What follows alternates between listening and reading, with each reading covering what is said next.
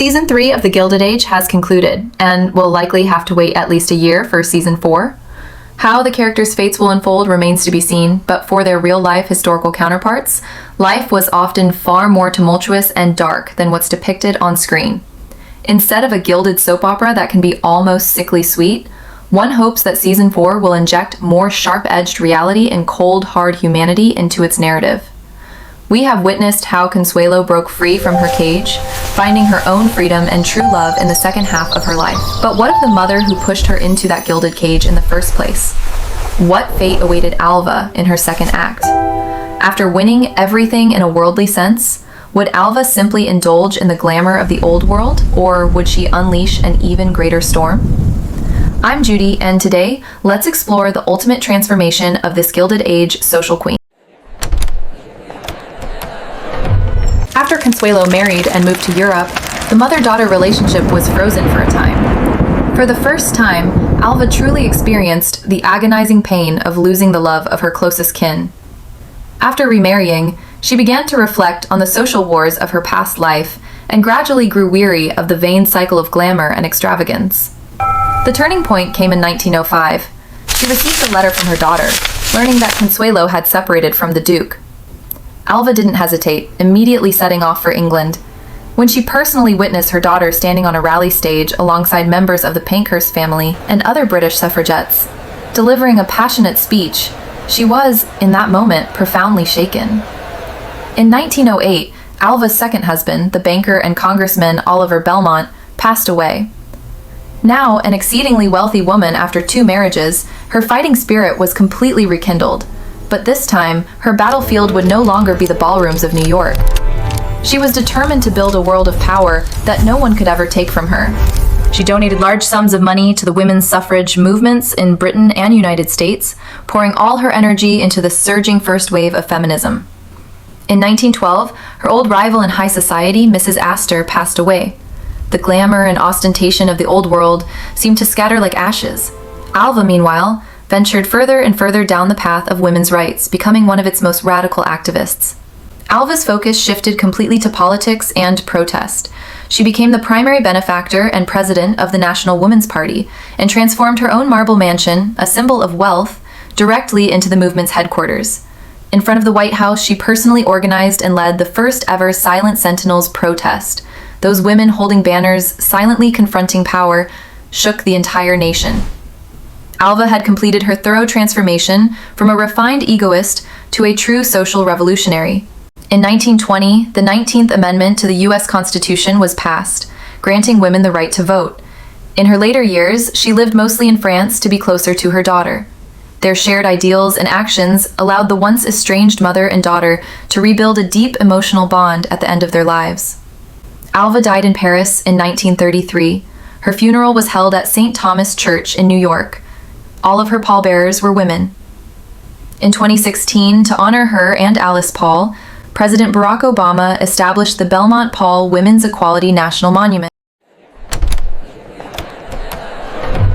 Combative, energetic, and ambitious, yet also a subverter of the old order, from demolishing the social barriers of old money to challenging the political landscape of America.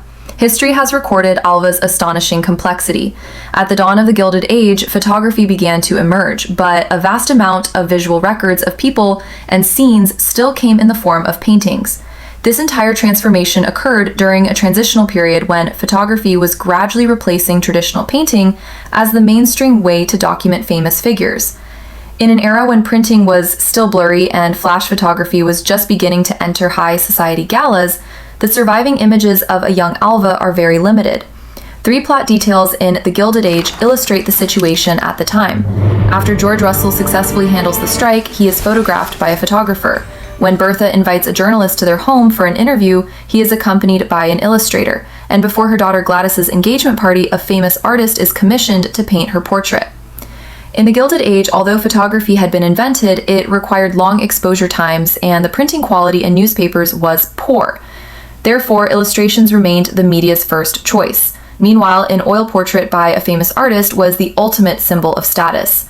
Alva's appearance in her youth, with high cheekbones and a mouth set in a slightly tense line, was not a, quote, beautiful face, in quote, in the traditional sense. But in her portraits, those sharp eyes and upright posture reveal an undeniable power and sense of control. In middle age, with more photographs surviving, Alva appears fuller figured, her face even more resolute. In contrast, her daughter Consuelo always resembled a classical portrait. Even in old age, even when her face grew gaunt, she always maintained a delicate, restrained, and aesthetically defined, quote, beauty. This mother and daughter were like a double exposure, an overlapping image of the Gilded Age and the Progressive Era. Suppose you are looking for a modern-day counterpart. In that case, certain qualities of Alva's formidable spirit seem to find their continuation in today's Sandra Sanchez, a woman who set a goal of going to space and transformed herself from a TV anchor into the strategic partner of the world's richest man. Their common ground is striking. Both saw marriage and their partners as a springboard to defy their fates, not as a final destination. As a young woman, Alva set a goal for herself, to rewrite her destiny through marriage. For a girl born into a declining Southern middle-class family, this was virtually the only tool available in that patriarchal society. For the sake of power, she would spend a fortune. The lavish costume ball for 1,000 guests costing $250,000, and her war with the opera house was a prime example, all of which are reflected in the series The Gilded Age.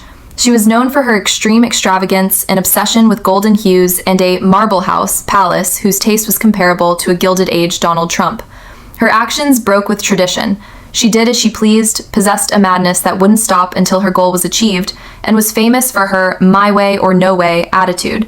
So, when she threatened to kill her daughter's lover, one can only imagine that the young and inexperienced Consuelo was genuinely terrified and had no choice but to submit.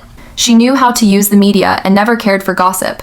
When her divorce shocked all of New York, she defiantly rebuked the society ladies, calling them unfortunate and hypocritical wives. Women like Alva and Sanchez are adept at using the rules to become successful social climbers.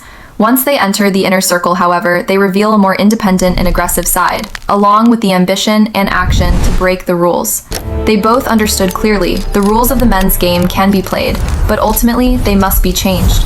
Fortunately, her daughter's different path in life, along with the irreversible tide of progress in the post-Gilded Age era, allowed Alva to find a much broader battlefield in the second half of her life, instead of being forever trapped in the narrow confines of social power games. Her ambition, desires, and fighting spirit, which once drew both praise and condemnation, ultimately wrote a dazzling chapter in the pages of history. So, how do you hope the plot of The Gilded Age Season 4 will unfold? Will it be a grand reunion with Bertha and George making up after the storm? Or will she embark on a thorny path of social reform all on her own? As Bertha herself says in the show, "The future belongs to America."